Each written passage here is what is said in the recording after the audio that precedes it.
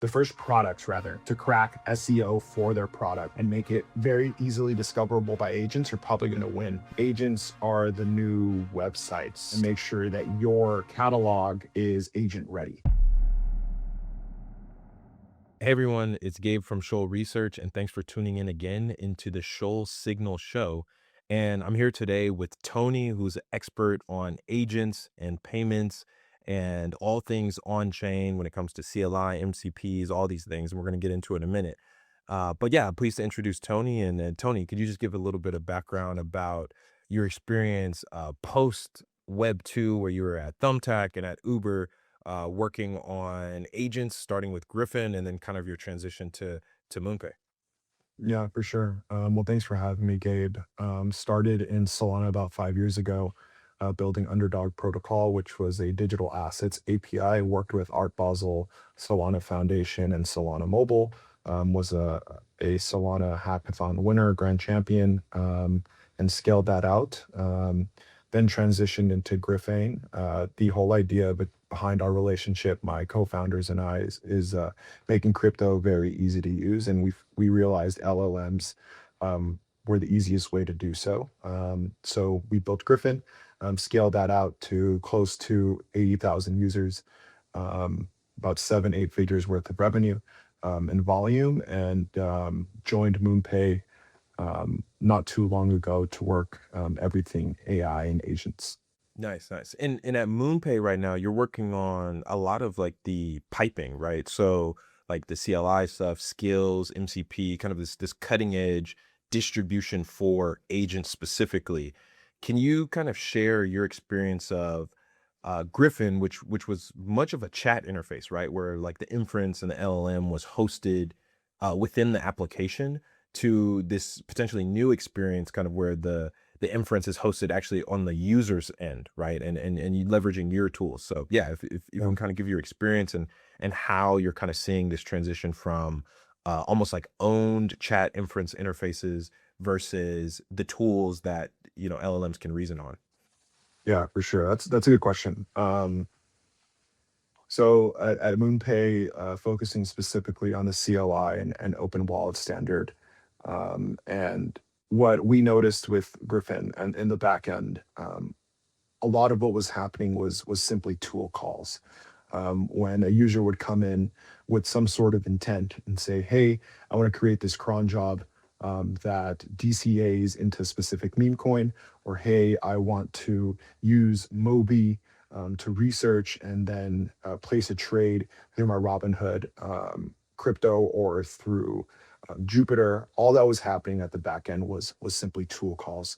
And I think there's two parts to this. Number one is the owned interface, the chat interface will quickly got very crowded. And it was really it's a classic consumer problem where it's difficult to retain individuals. So I think as we joined MoonPay, there was a lot of different initiatives and one large initiative to recreate what we've done. And ultimately, where we settled was coming from an approach of, hey, everything that's happening already in the background is simply a tool call. Where we're seeing a lot of traction with AI specific tooling and LLMs is on the developer side. So instead of trying to recreate a consumer experience with which we may or may not be, we as users completely ready for, let's create something that's developer and prosumer focused. As you saw with like Claude Code and with the Codex, the way the saying those that really want to use LLMs are willing to spend times within their terminals, and that's where we decided to launch the MoonPay CLI. So with the MoonPay CLI, you get around 40 different skills, MoonPay and community owned, and you're able to within your terminal on ramp swap, do research with prediction markets, place trades on prediction markets, spin up a virtual account, and a lot more. So that's how we approached it, and I think in the future, as we as builders figure out what the right skills and workflows and strategies are around tool calls or skills, um, consumer applications will become a lot more prominent. I guess so. Before, the way that your product with the Griffin was set up was you're kind of like the orchestrator and you piped in all the tools yourself. That's right. Now there's kind of this transition towards being a spoke in the orchestration stack, which might be like a Cowork or a Claude. At what point did you realize this? And yeah, I guess like start with that. Like at what point, or like what was the signal, or like what was the kind of the ecosystem rumblings that made you realize that the stack actually is a bit separated in that sense? Yeah. Yeah. So there was, I think, two parts to Griffin. Part one was the consumer portion where anyone can go in griffin.com and start chatting with the experience. On the second end was actually the creator agent portion. So we allowed prosumers and enterprises to go in and create their own agents, turn the APIs into tools, and feed that up into the consumer interface.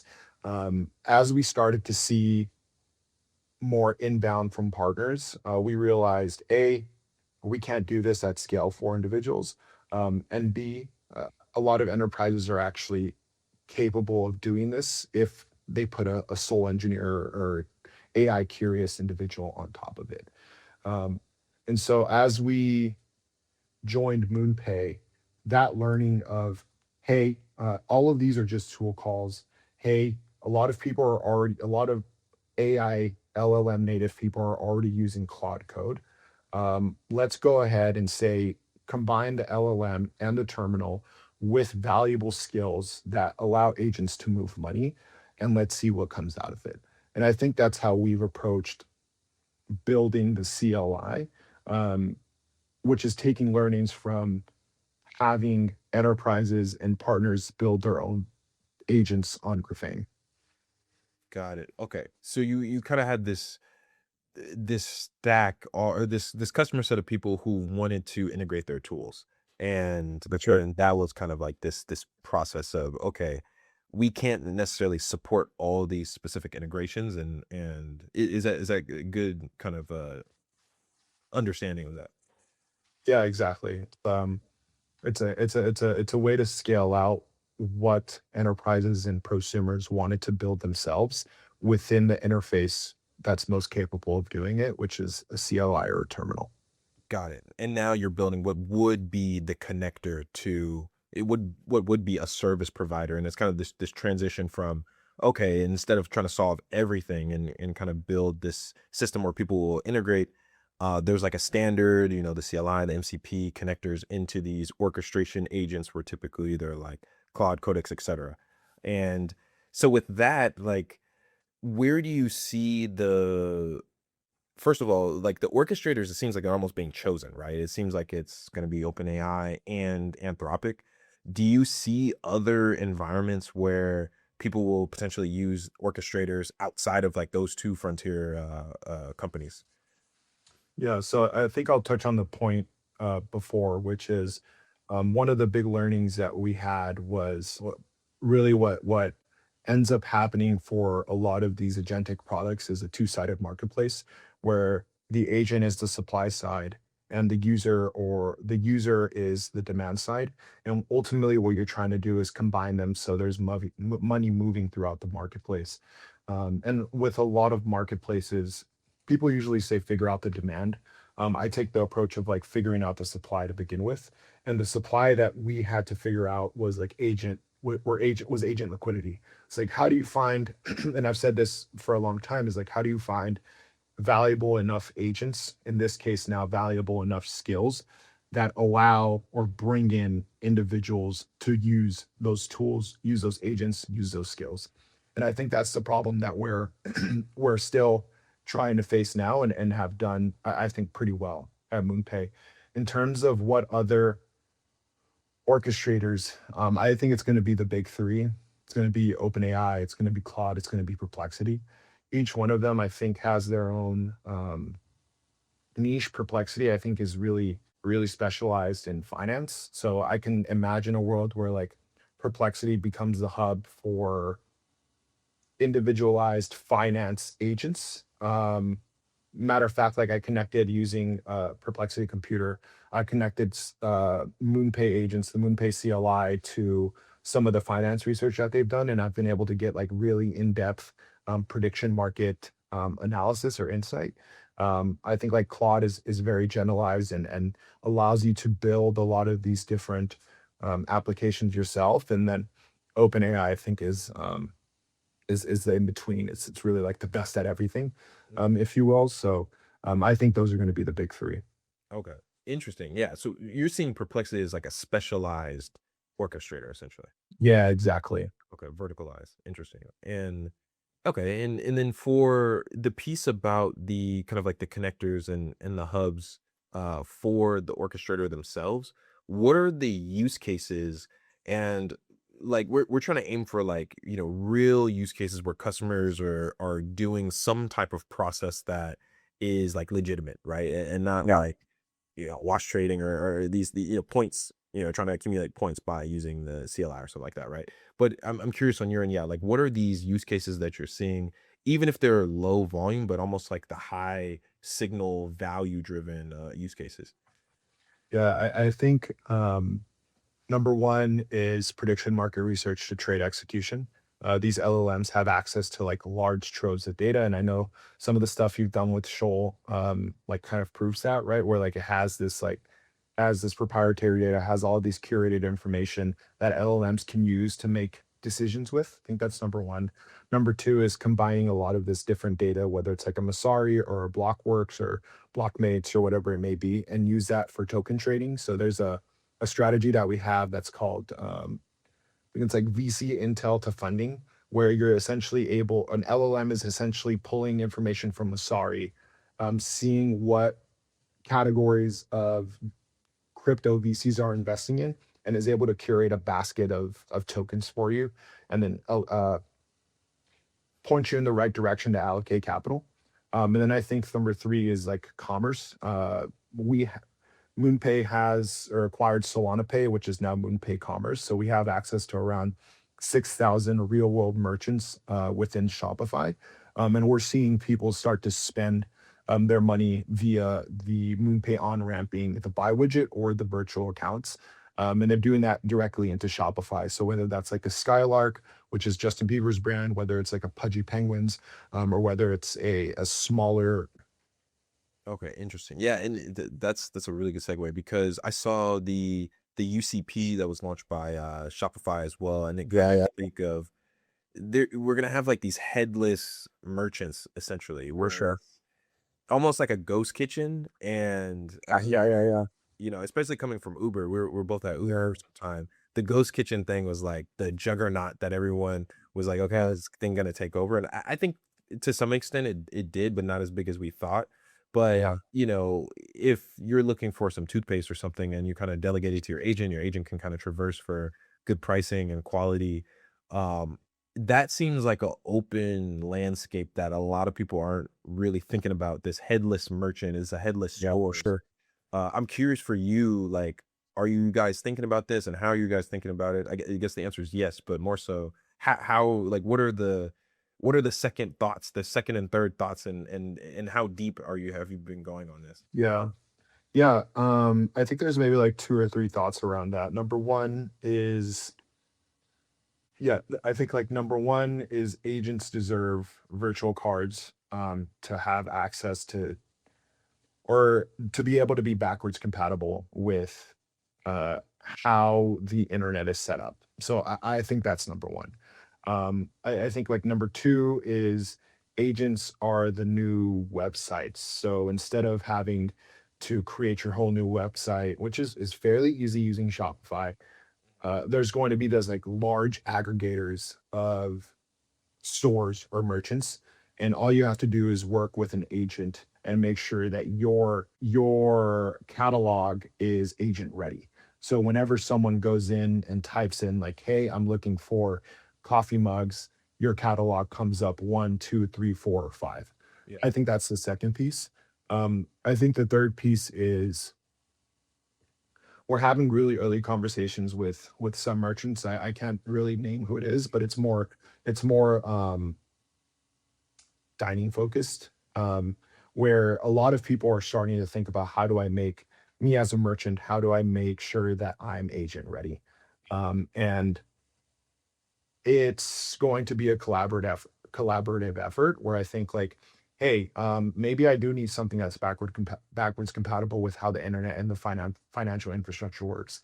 Hey, like I do need to make sure that I'm agent ready, and then see it's like, hey, I actually have to have a good brainstorming partner to figure out how to do that. And I think with those three pieces together, we're going to start seeing a lot more headless merchants. And think ultimately what Shopify released is on the more on the merchant side. Yep. But that's a step in the right direction of saying like, hey, we want to help make merchants agent ready. And we want to give merchants, we want to give merchants familiarity with agents and how they can use them day to day to run their business. Yeah, interesting. The thing that comes up that I think through, like if I'm on Amazon, right, and I'm trying to buy a mug, like let's use a mug example. I Yeah, feel like a lot of the inputs into the mug for me are like price, maybe I get tricked on some type of markup type of sure. marketing strategy, right? Some discount strategy maybe influences my decision. The color of the mug, probably like what the packaging looks like, probably influences my decision. Yeah. In the world of agents, a lot of these tricks like don't work anymore, right? In terms of Sure. distribution tools, the marketing. So how are you seeing the discoverability for these agents and like for these marketplaces? Like, do you have any ideas what the heuristics are that might be appealing to agents, or is that just kind of coming from the memory of the agent knowing the person? That's a good question. I don't think I've spent a lot of time thinking about it, but there's probably two there's probably two pieces to it that come to mind. One of them I think is like very far-fetched and is kind of like playing into the future. The first Yeah. one I think is more in the real world, which is like agent engine optimization. The same thing as SEO, which Mhm. is like how do you just make your products more discoverable by agents? And I think that's very real, right? It's like, hey, the first products rather to crack SEO for their product and make it very easily discoverable by agents are probably going to win the first wave of transactions. And I think that's very easy. I think the second piece is like, and this is not imaginary, but I don't know if we're there. Yeah, it's like, hey, these agents are going to have the full picture of you, and because I have like a budget and spending calculator, spinned up on Perplexity Computer, it has access to all of my checking and my checking and credit cards. Um, it'll understand how much I spend money, where I spend my money. And I connected my Amazon to it, so now it knows what I bought in the past. It's able to say like, "Hey, Tony, I know that you love your Bustelo espressos in the morning. And you drink about 3 to 5 of those throughout the day. Here are like 3 to 5 very specific coffee cups or coffee mugs or espresso cups that you're going to enjoy. Let me find you one that is like ergonomically designed and has cool patterns because everything you buy is like super funky." That I feel like would be the perfect world. Are we there? I don't know. How far we are, I really don't know. But my thesis is like this is going to happen very quickly. So it doesn't matter as long as we build the blocks to do it. And the blocks to do it are like connectors, smarter models, and user willingness. Yeah, yeah, yeah. I think that's a good characterization. I have no idea either. I think Yeah. to speculate, there probably has to be some type of like distribution rail. Maybe there's like a single service that does some curation or something like that, and then you can kind of be discovered through the curation, Yeah. like a marketplace in itself, right? So Yeah, for sure. yeah, that's Like that. like you could imagine like human curation for agent discoverability could be like very real. But once again, like anyone who says they have the answer, I think is being very optimistic. So we don't know. It's okay to not know. But once again, you have to build the building blocks. Yeah, and it seems like that's kind of something that you guys are doing, right? With the CLI and or with the SDK for the MoonPay CLI. you guys have Yeah. some other tools in there and kind of like tricks and skills to try to hit the full package. Is that kind of Yeah. the same direction of this is like, okay, one-stop shop and you can kind of hit everything? Yeah, exactly. It's really under that principle of like human curation for agent discoverability. What famously we try to say internally is like we want to be the opposite of Moltbook, where it's like this gigantic aggregator of a ton of skills and 80% of them are malware. What we want to say is like, hey, we have 50, 100 skills. Each one of them has been vetted by us. And like we say these are okay. So we're curating this marketplace with all of these different skills that are verified. You as a user, you as an agent can say, hey, I want to build this like neobank that has virtual accounts, deep research, um, virtual cards, yield, and like perks and prediction markets. The agent is able to say like, hey, found the MoonPay agents marketplace. Here are like the 10 to 15 different skills that you need, building all of this now. That at the end of the day is, I think, going back to our earlier part of conversation, was a difficult things for us at Griffain, which was like, hey, I have to build all these different agents and figure out how to get them to orchestrate together. Versus now within the CLI, as long as you as a human curate the right skills, agents are able to discover them and then execute and build whatever the intent is for a user. And how do you think about like routing between the request and because as I think about this, it's like you have the kitchen, which is like all these MCP might be like the stove and then you have Sure. another MCP, which is like the oven, and you have this built out kitchen with all the connectors, right? Yeah. But Yeah. to move across these different tools, maybe there's more optimal routes, right? Almost like, order Yeah. file type situation.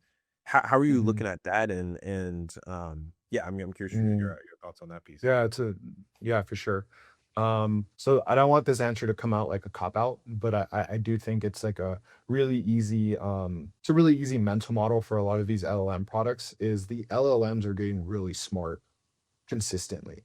And how we think about routing isn't necessarily adding these different pipes, which increase complexity and take time and so on and so forth. It's actually relying on these foundational LLM models and allowing the LLMs to figure this out themselves.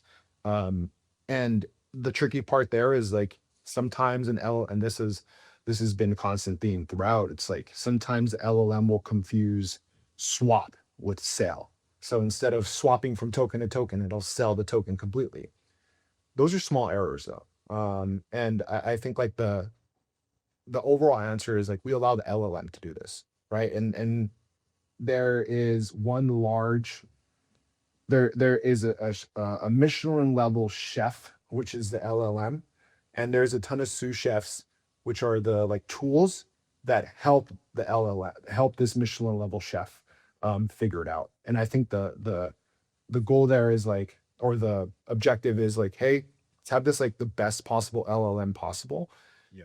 which is the Michelin star chef. And then like in the back end, let's make sure all the tools are set up correctly. Let's make sure the skill MD is like very, very clear. And what you have to do is very, very clear. So the sous chefs, these like tools and skills can do their job. So that's how I think about it personally. And I think that philosophy as well is kind of carried over from what we were building before till now. Okay. Got it. Got it.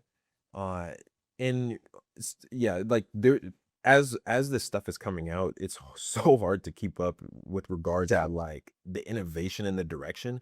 And it's almost like a lot of people can, or a few people rather, in the space kind of see where things are unfolding. And I think that's where the value is, where, Yeah. a lot of the builders are building for this centralized orchestrator that and they become the connectors, right? They become the transaction interface that has other recommendations similar to like what you're building, or it might be like a news data, right? Maybe something that Shoal can provide. But in the bigger picture, that's kind of difficult to put together in the first place, right? But Yeah. once we kind of have that foundation, what do you think is next? And with this kind of orchestrator thesis and connectors thesis, what is kind of the next phase that rolls out. I mean, we've seen like the managed agents with Anthropic, agents Yeah. running their own agents. Yeah, curious your thoughts there. Yeah. Well, keep it simple. I think we get back to this like chat interface. Um, that's what I think the ultimate state of it is. I don't think it's going to be very generalized, where I think it could be generalized, it could be verticalized. I think if you look at the history of software, you've gone from like extremely horizontal in like the 2000s to extremely vertical in the 2010s. And maybe AI replicates that, where it's like, hey, we start out with like very generalized models. These generalized models create like general applications. And then I think, as just like software and mobile did, it finds its footing and finds the infrastructure, then you're able to create like verticalized experiences. And so I think the ultimate version of this are like verticalized chat first experiences. Um, so much similar, like how I said earlier, that Perplexity is especially financed, and Perplexity is extremely focused on finance. I think that's what we'll see with these like chat experiences, which is there's going to be a agent experience that's solely focused on crypto trading. What that then means is like crypto trading is a large bucket, which includes perps, includes meme coins, includes prediction markets, includes yield, includes X, Y, and Z. Um, so I think that's what the final stage of it actually looks like. How we get there, I think like number one is like one click deploy agents. OpenClaw is a pain in the ass to set up, and that's just the reality of it. And I don't think people are going to do it. Poke.com has done an awesome job of like phone number, agent and iMessage, interact with agent. Number two is strategies or recipes, which is like, hey, here are these like human curated strategies and or skills. Here's how they've been turned into strategies. And now you can power your one-click deploy agent that way. Then number three, I think, is like real world usage, where sure, it's going to be super valuable that my agent can transact on Amazon. It's super valuable that I can buy these baskets of investments. But what's really more valuable is like it says, hey, you love Pete's, or hey, you love Pete's. Like I'm gonna order you coffee beans like every single week or whenever you get your paycheck. It's more valuable that my agents are usable in the real world. And so cut it up. Those I think are like the three steps to get there. And where we go is actually these like verticalized chat first experiences. Mhm. Got it. Okay, so you think you're seeing this convergence in the longer term back to, I guess, Yeah. specialized operational orchestration workflows. Yeah, exactly. And like you can still see it in SaaS today, right? Like SaaS is inherently a vertical category, where Salesforce itself does a lot of different things, but the sales team is cut up into different verticals that they can specialize in. And each one of those has a different sales playbook because it's inherently solving a different problem for a different customer persona. But they package it all as like one piece of software. Um, Allows you to cross sell, upsell, etc. But we've software has gone from horizontal Mm. to vertical. Now, if we say LLMs are still like very similar software, great. Back to horizontal, right? These generalized language models just kind of do everything. And I think we're going to see the convergence back into vertical. And I think we're already starting to see that, right? Where it's like um, a buddy of mine, Jackson, is working on surf.ai. And Surf is building like crypto first LLM models and a crypto first UI. So it's just a verticalized LLM built for crypto. And that's where I think this cycle kind of continues to go. Everything is cyclical. Got it, got it. And on the enterprise side, which is kind of hard to get signal because a lot of these companies, Yeah, especially like Anthropic, right? All this stuff is, for even sure. though they're selling to the businesses like Codex, Quad Code, on both OpenAI and Anthropic, they're like individual contributors Yeah, tools. yeah, Co-work is kind of like that evolution of that, right? Which we eventually see, teams can co-work teams, right? But on the enterprise side, what are the requests? Not to get the specific companies right, but what's kind of like the trend, if you can share, of what people are asking for, and like what is the nature and the shape of what they're asking for? Yeah. So I think it hasn't really changed, right? It's like, hey, I want to create an agentic first experience for my product. I think that's like the flat out ask, right? How it happens, I think is it can vary. But um that's the overall ask. Then it actually then becomes a question of like what value does an agentic first product bring for those enterprises, and figuring out as a business how you match your product experience or your product offering to that demand. So I think number one is like expansion of TAM. That's where stuff like X402 becomes really interesting, where it's like, hey, maybe my core business is built on $250 a month, $2,000 a month subscription. And so I've been missing 35-40% of the market, which has allowed competitors to like go down the stack. Now with X402, I can widen my TAM and bring in those users. I think that's number one. Number two is like diversification of business model, where yeah, Claude and Perplexity and ChatGPT do a good job of this. And it's a nice blend where like they have the classic SaaS model, right? It's like I can pay $20 a month to get access. But then I actually have this like pay as you go, this pay as you go system, pay as you go model. And how those two I don't think go away. But then it becomes a question of like, what's the value metric? The value metric, I think, ultimately becomes, which going back to diversification of business model, is like you charge based on completion of jobs, which is, hey, I'm doing this like data API or data product. Every time someone successively executes a trade using my data, that's the only time that they charge or that we charge for using that API. So that's I think the second piece of like diversification of the business model. And then I think three is like how does it enhance the consumer experience? Um, so back to like headless merchants, I think agents are the new websites, agents are the new interfaces, um, and figuring out how to create an agent that is proactive and guides the user through your product is ultimately what businesses want, right? So I think what these enterprise requests is like, hey, I just want to create an agent ready product experience. If you work backwards from it, what it really means is like, what are the goals? Is it like expansion of TAM? Is it diversification of business model? Or does it like amplify your product experience? Yeah, wow. Is the diversification of business model, are you already seeing teams basically charge based on results? Because right now we kind of went from the subscription to the Yeah. token to now. I mean, I feel like we just are cleaning up around in the token. Like we're just getting kind of familiar with token based usage or metered usage, right? Yeah. Especially with Yeah. Thanks Row 2 and MPP. But now it's like, okay, did the service provide value? Is essentially kind of this Yeah. next. Yeah. Yeah. Yeah, yeah. Are you seeing that people are already deploying these types of approaches? Not specifically in crypto. I know that this is like very much a thought experiment in the like AI SaaS world. But I don't doubt that it's going to come out very soon. And it's going to be made, it should be adopted for specific products for companies. Got it. Okay.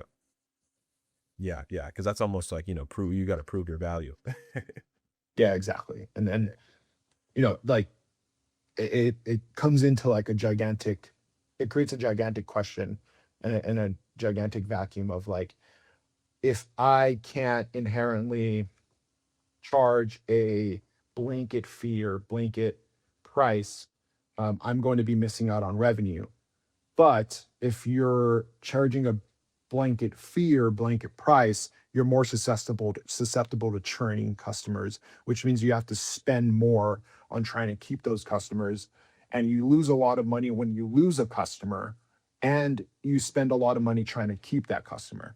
So the inverse is I actually charge for when I prove my value, which Yeah. then means I'll be able to retain customers a lot more, reduce my spend, and be able to iterate a lot quicker with customers who find value from what I'm doing. And it makes selling a lot easier, right? Which is like, hey, here's like the amount of jobs that we've got done. And these are like gigantic value props for like these software companies, which is like, well, we have like a 99% uptime. We have a 99% success rate. Like just charge on that then, right? Because now you're proving your value that your infrastructure does the job for the person you're selling it to. Mhm. And for you guys, back to the enterprise, and yeah, please share what you can. Yeah. The customer segmentation, are you seeing a lot of non-Web3 customers that are looking for these types of payments to kind of future proof? Yes. I so there's a couple parts to MoonPay. MoonPay itself, and MoonPay has a great ventures team that is focused a big strategy on acquisitions. And Iron, which is a virtual accounts and stablecoin issuance company, was acquired by MoonPay about a year and a half ago, and um, we've gone live with Deal, which is one of the largest payroll providers in the world. And what we're seeing is like, or what we're hearing is, hey, we understand stablecoins are a net new way to give individuals access to the US dollar. And individuals who live in places outside of the US really want to have their earnings come through through currency, through USDC, USDT. And what we see is like as enterprises become keen on stablecoins, they choose to go to Iron to figure out the strategy. And when they come to Iron, it allows the opportunity to expand MoonPay's offerings into those enterprises. Got it. Interesting. Okay. That makes a lot of sense. So really, there's like it's almost like an education. Like once you kind of do the acquisition, then there's like education, the natural flow as to these on-chain projects, to products. I think so. Yeah, that's I cool. like if you look at Ramp, right? Like Ramp is stepping into stablecoins, right? And I think why did they start in stablecoins? Maybe it's because of what their product actually is, but there's a ton of different things they could have done, right? They could have they could have done a ton of different things. They could have done yield. They could have done virtual cards, which they did, but they decided to start with stablecoins. And so I think stablecoins are an interesting value prop because companies want to hold them on their balance sheet. Um, but also like they have gone into a lot of regulation, right? And there's a lot of clarity, thanks to the Clarity Act around what you can do with them. So it's a very welcoming asset for companies to explore. Yep. Yeah. Yeah. Yeah. Just as we're wrapping up here, just kind of a couple last thoughts. When it comes to like tokenization, right? There's like a huge, I think there's Yeah, parallel kind of narratives right now that are huge and sure. that have revenues backing those, X402 and these, Stripe coming in with MPP is a lot of traction and potential Yeah, customers coming in. The parallel tracks are like perps and tokenization, right? for Tokenized sure. stock. Yeah, For the tokenized stocks in RWA cohorts, there and stable coins too, right? There's huge regulatory uh arbitrage and bottlenecks. Like some companies will do 10 times better because they have the licensing and they focus and for spend the sure. time on the licensing. On the stuff that you're doing specifically, and there's probably like some connections there on the stablecoin side, but are you seeing a lot of resistance from enterprise companies due to like licensing and kind of like comfortability, or is it kind of more green grass and you're moving? Um, so um, MoonPay is one of the most licensed um, companies in crypto. We have our New York bit license, which like legitimately like only a small amount of people, like I think Coinbase and like Robinhood may have, Mhm. um, where we're regulated to the core. Where um, I think actually to turn your question around, um, enterprises and users choose us because we are so heavily licensed and heavily regulated, and we stay compliant. And so I think ultimately, when you look at stuff like an Exodus, which we launched their stablecoin, the reason they chose us is because we are extremely licensed, and that's one of the big value props for MoonPay as we were thinking about joining. Is the big ethos here is, how do you become backwards compatible with the existing financial system? Because what MoonPay wants to do is build the operating system for modern money movement. And I think you can do that in a very cowboy style.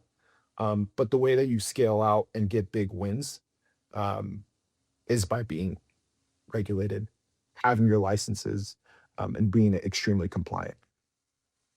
Got it. Got it. Well, cool, man. Yeah, this has been super helpful. All things agents and CLI and MCP. It's a lot to wrap your mind around. And I think it's difficult too, especially online, to kind of see what's real.